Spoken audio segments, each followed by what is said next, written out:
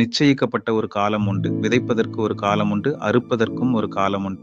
நிச்சயிக்கப்பட்ட அந்த வேளை வரும் வரை சபைக்குள் அக்கிரமத்தின் இரகசியம் அமைதியாக செயல்படும் என்று பவுல் எச்சரித்தார். சத்தியத்தின் மேலுள்ள அன்பை பெற்றவர்கள் மட்டுமே பலத்த வஞ்சனையிலிருந்து பாதுகாக்கப்படுவார்கள். சத்தியத்தின் மேலுள்ள அந்த அன்பு செயலற்றது அல்ல. பரிசுத்தவான்களுக்கு ஒருமுறை ஒப்புவிக்கப்பட்ட விசுவாசத்திற்காக நாம் கடுமையாக போராட வேண்டும் என்று யூதா நம்மை அழைக்கிறார். விலை கொடுத்தாவது தேவனுடைய வார்த்தையையும் அவருடைய சுபாவத்தையும் பாதுகாக்க வேண்டும். ஆனால் சத்தியம் ஒருபோதும் தனித்து காணப்படுவதில்லை.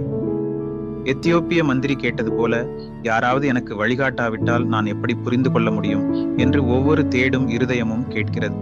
எனவே கிறிஸ்து உன்னதத்திற்கு ஏறிச் சென்ற போது பரிசுத்தவான்களை சீர்படுத்துவதற்காக அப்போஸ்தலர்களையும் தீர்க்கதரிசிகளையும் சுவிசேஷகர்களையும் மெய்ப்பர்களையும் போதகர்களையும் வரங்களாக அளித்தார்.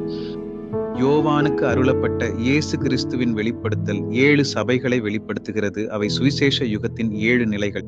இவற்றில் கடைசி சபை லவோதிக்கியா. இது அறுவடை காலம், நம்முடைய காலம். இது 7ஆம் தூதனின் சத்தத்தினால் அறிவிக்கப்படுகிறது.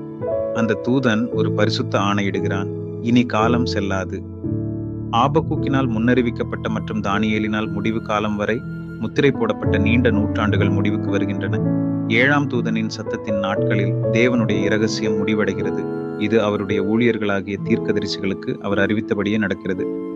இது தேவ எக்காலத்தின் வேளை, கடைசி எக்காலம். இதன் கீழ் தூங்கும் பரிசுத்தவான்கள் அழியாதவர்களாக எழுப்பப்படுகிறார்கள்.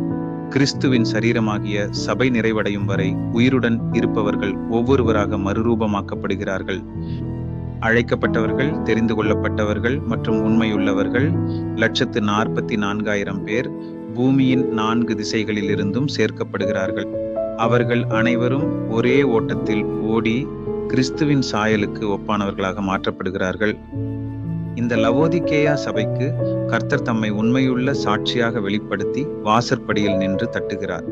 இந்த அறுவடை காலத்தில் தேவன் அந்த உண்மையுள்ளவனும் விவேகமுள்ளவனுமான ஊழியரை எழுப்பி ஏற்ற காலத்தில் உணவளித்தார். லவோதிக்கேயா சபையின் தூதராகிய பாஸ்டர் சார்லஸ் டேஸ் ரசலின் விடாமுயற்சியினால் தற்கால சத்தியம் மீண்டும் வெளிச்சத்திற்கு வந்தது. மீட்பு பொருள், பாவ நிவாரண பலி, பிரதிஷ்டை, பரிசுத்தமாக்கப்படுதல் மற்றும் நிழல்கள் நிறைவேறியது ஆகியவை மீண்டும் கொண்டு வரப்பட்டன. ஜூபிலி தீர்க்க தரிசன காலம், கிறிஸ்துவின் அரசாட்சி மற்றும் பாபிலோனின் மீதான வரவிருக்கும் நியாய தீர்ப்பு ஆகியவை மீண்டும் அறிவிக்கப்பட்டன. இந்த சத்தியம் மட்டுமே பரிசுத்தவான்கள் தங்கள் கர்த்தருடைய சுபாவத்தின் சாயலில் வளர தகுதிப்படுத்துகிறது. அதனாலதான் தற்கால சத்தியம் மிகவும் முக்கியமானது. அறுவடை செய்யப்படாத பயிர் அழிந்துவிடும். கிறிஸ்துவின் சுபாவத்தில் வளருவது தற்செயலாக நடப்பதல்ல. அது கர்த்தருடைய பந்தியில் தொடர்ந்து போஷிக்கப்படுவதன் மூலம் உருவாகிறது. இந்த சபைக்கும் கேட்கும் ஒவ்வொரு இருதயத்திற்கும் கர்த்தருடைய வாக்குத்தத்தம் இதுவே: நெருப்பினால் புடமிடப்பட்ட பொன்னை என்னிடத்தில் வாங்கு, வெண்வஸ்திரம் தரித்துக் கொள்ளுங்கள், ஜெயங்கொள்ளுகிறவன் என்னுடைய சிங்காசனத்தில் என்னோடு உட்காரும்படி அருளுவேன்.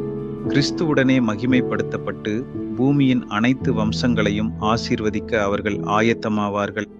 ஆவி சபைகளுக்கு சொல்லுகிறதை காதுள்ளவன் கேட்க கடவன்.